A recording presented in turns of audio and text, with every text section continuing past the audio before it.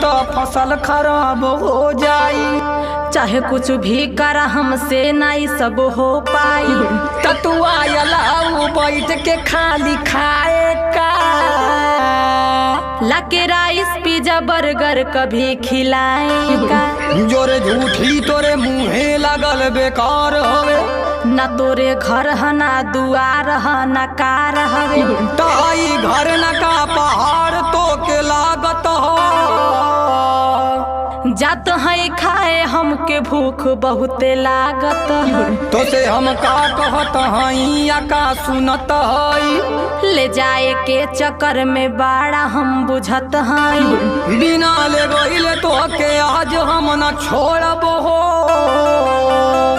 कैला जबरी तमारी के मुँहवा तोहर फोड़ब हो।